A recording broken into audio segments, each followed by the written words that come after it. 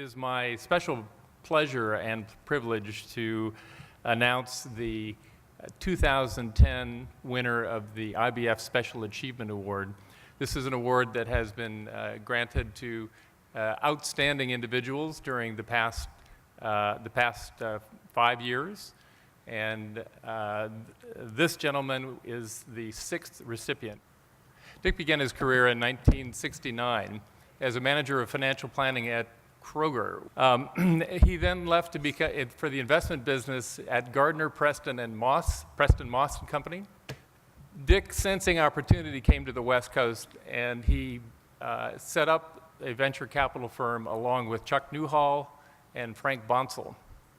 And from that modest beginning, Baltimore and here in Northern California, NEA today is one of the leading institutional venture capital firms in the world, with $11 billion of capital under management, a multi-stage firm investing early stage to expansion and late stage investments, multiple industries, life sciences, information technology, across the United States nationally, as well as in India, China, and then reaching out into new geographies, which we hope to hear about from Dick today.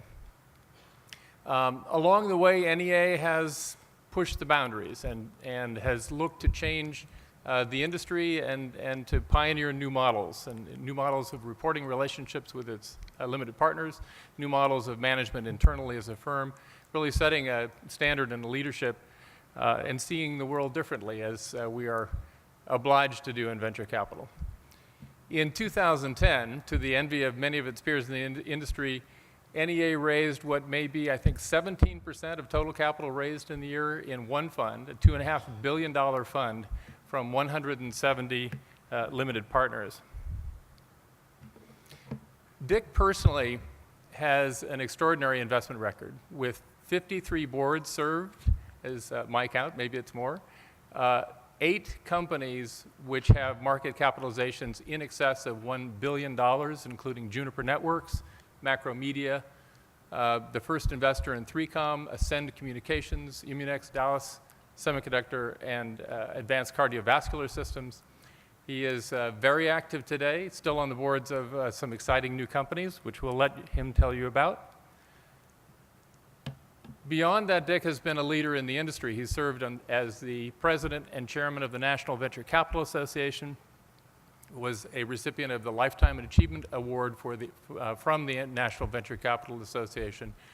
Along the way, Dick, you led in the creation of the American Entrepreneurs for Economic Growth, is that right?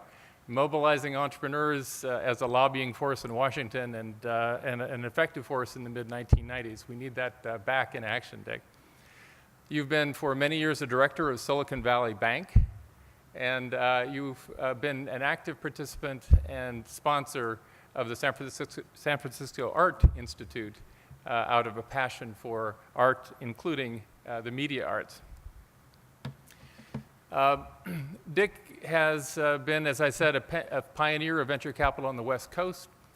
Having worked with Dick, I know him to be a strong leader on boards of directors. He works very closely with management.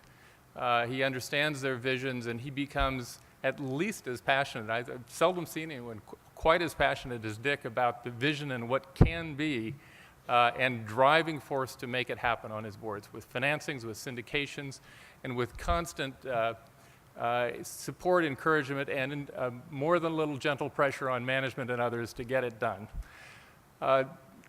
NEA is a pioneer in global venture capital investment. It is active in China and in India. And Dick himself has spent much of the past year in China. And I gather, Dick, you're looking into Brazil at this point. Is that right? Okay. And finally, Dick is a visionary in his support of the arts and in his support of Pamela in support of the arts. So he and Pamela are noted collectors of media arts. And if you get time, talk to Dick about his collection of the media arts. Dick Kramlich joins what I view to be the pantheon of venture capital, starting with David Morgenthaler in 2005, John Mumford of Crosspoint in 2006, Reed Dennis of IVP in 2007, Erwin Federman of U.S. Venture Partners in 2008, and the illustrious William Draper III, who is here today, as the honoree and recipient in 2009. And at this point, I just want to invite to the stage and congratulate Dick Kramlich on the recipient for the Special Achievement Award, IBF 2010.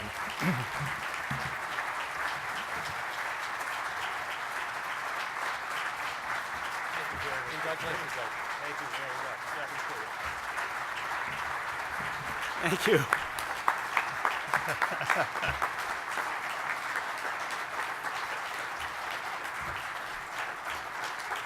Thank you. You know, the first thing I want to do is acknowledge Bill Draper, whose leadership over the years, Bill, has been spectacular, and I was very impressed the other night when you invited me to your private venture capital activities, which you're doing in the name of good works and charity and philanthropy, but all around a hardcore, you know, realization that this world is a real world and people deserve a break to make their own way. And I'd just like to say, Bill, you in every part of your life have exemplified what a good venture capitalist is all about.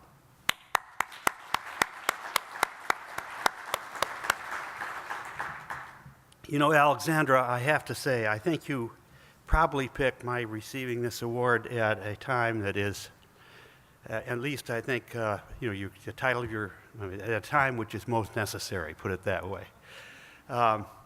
Because, you know, what your title is this is resurgence of the venture capital industry, and we all hope that is the case. I know that word that Gary used, and Gary, thank you for your introduction. It was extremely nicely done.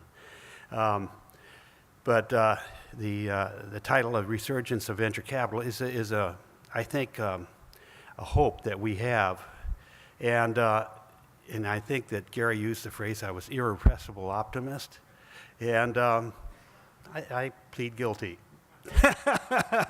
But I do actually, I do have high standards, and I do believe strongly that we are in a time where we are threatened.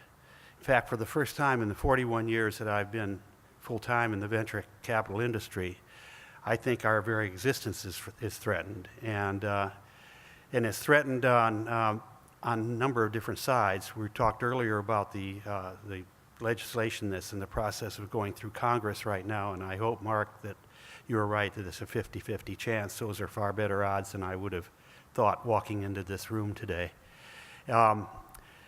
It is really threatened, though. We are the baby that's being tossed out with the bathwater. That is the shock of the whole thing, and I've talked to people who understand that we don't rely on leverage. We invest in human capital. We create jobs. We've created, I think, over a period of time, the jobs are equal to about 21% of the gross domestic product in the United States, from small starts with only less than 1% invested in those companies at the outset. And so, you know, we are the baby. You know, when this administration in this time, nobody needs it more than this country is a job-creating machine, and that's what the venture capital business is all about.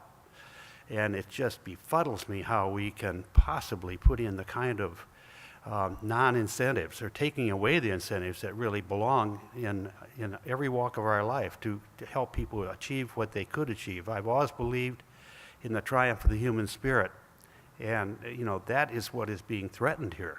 It's the triumph of the human spirit, and it's by dictates. There's also another thing that bothers me a little bit about the venture business right now, and that is, I would say, an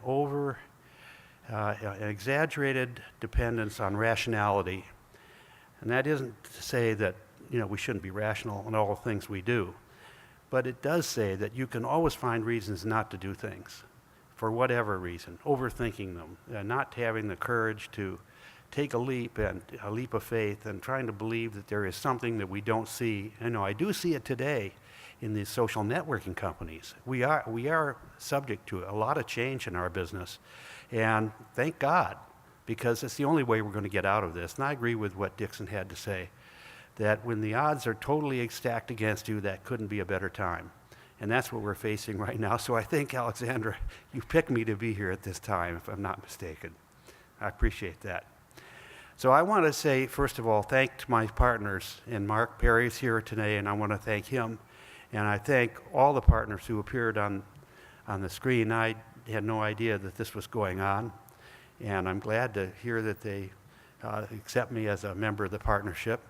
And but seriously, a lot of people have asked me, all those great companies and other companies that deserve commentary. Jeff Mulgen-Caldo is going to definitely be on that in that chart of $1 billion companies. I'm positive he's about 800 million today in value, and I know he's going to do it because they have a fabulous Financial Engines is a great company, and we financed that in 1997, and we just went public this February. But that's the nature of our business, and that's what Dixon pointed out. If you take a snapshot in time, it may or may not look very good. I mean, we do have a highly cyclical industry, but in any event, they do come out in the end. And I have to say, this is the first time in the history of the venture capital business that we haven't been the best performing asset class among all. And we just slipped from that rung the first of this year. So we're going to hear a lot about the rationalization of our business and et cetera throughout the course of today and tomorrow. But I am an irrepressible optimist about the opportunities. I think people at some point say, the hell with it. I'm going to take the world in my own hands, and we're going to do this, and we're going to do it right. We're going to do it within the boundaries of the resources we have, and let's go for it. So anyway, I'm sometimes asked about which of these companies I like the best, or some others, and et cetera, et cetera. What I really am most proud of is the creation of NEA as an organization, because we have a powerhouse organization, and we do the right thing. We run it transparently. We run it with checks and balances. We have great people, and I think that stands. Chuck said my legacy was these companies. I don't agree with him. Our legacy is the company NEA, because I think Chuck set it down in the very beginning of the partnership. He said, let's form a partnership that can last 100 years. With a partnership format where you expire every 12 years in our case, it's impossible to say you're going to do that. So we decided to try to take on an impossible job, and we're 33 years into it and never been stronger. And so I want to be around in 67 years to see this all come to fruition. I know. As I said, I'm an irrepressible optimist. Anyway, I sort of stacked the deck today in another way to say thanks. And that is, I stacked it with members of my own family. And so I'd like to just say thanks to all of you for showing up. It's my brother Doug and his wife Raymond, and they have 3 of their children, Cameron, Kendra, and Kira.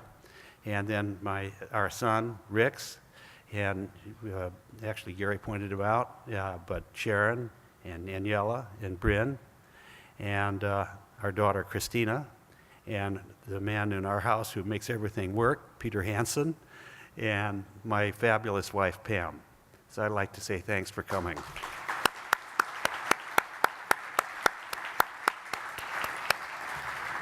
And so with that, Gary, I guess I should say thank you very much. I'm totally honored. Alexandra, thank you. I'm totally honored in this. It means enormous amount to me. And now my wife knows why I work so hard. Thank you.